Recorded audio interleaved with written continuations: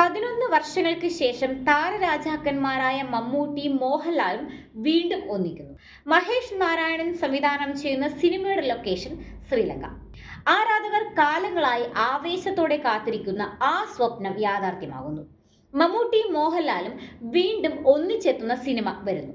മഹേഷ് നാരായണനാണ് ചിത്രം സംവിധാനം ചെയ്യുന്നത്. 11 വർഷങ്ങൾക്ക് ശേഷമാണ് ഇരുവരും ഒന്നിച്ചെത്തുന്നത്. ചിത്രത്തിന്റെ നിർമ്മാണം മമ്മൂട്ടി കമ്പനിയും മോഹൻലാലിന്റെ ആശീർവാദ് സിനിമാസും ഒരുമിച്ചാകും ഏറ്റെടുക്കുക. സിനിമയുടെ മറ്റു വിവരങ്ങൾ ലഭ്യമല്ല. ശ്രീലങ്കയായിരിക്കും ഈ ചിത്രത്തിന്റെ പ്രധാന ലൊക്കേഷൻ. സിനിമയുടെ ചിത്രീകരണവുമായി ബന്ധപ്പെട്ട സെപ്റ്റംബർ 15-ന് ചിത്രത്തിന്റെ അണിയറ പ്രവർത്തകർ ശ്രീലങ്കൻ പ്രധാനമന്ത്രി ദിനേശ് ഗുണവർദ്ധനയുമായി കൂടിക്കാഴ്ച നടത്തിയിരുന്നു. പ്രധാനമന്ത്രിയുടെ വസതിയിലാണ് കൂടിക്കാഴ്ച നടത്തിയത്. Malayalam cinema producers association president Anto ജോസഫും സംവിധായകൻ മഹേഷ് നാരായണനും നിർമ്മാതാവ് CV സാരഥിയുമാണ് പ്രധാനമന്ത്രിയുമായി കൂടിക്കാഴ്ച നടത്തിയത്. MP യാദവിനി ഗുണവർദ്ധന, അഡ്വൈസർ സുഗീശ്വര സേനാതിര എന്നിവരും ചർച്ചയിൽ പങ്കെടുത്തു.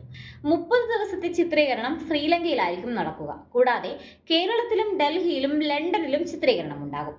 50ഓളം സിനിമകളിൽ ഒന്നിച്ചു പ്രത്യക്ഷപ്പെട്ട താരരാജാക്കന്മാർ അവസാനം ഒന്നിച്ചെത്തിയത് 2013-ൽ പുറത്തിറങ്ങിയ കടൽ കടന്നൊരു മാത്തുക്കുട്ടിയിലായിരുന്നു.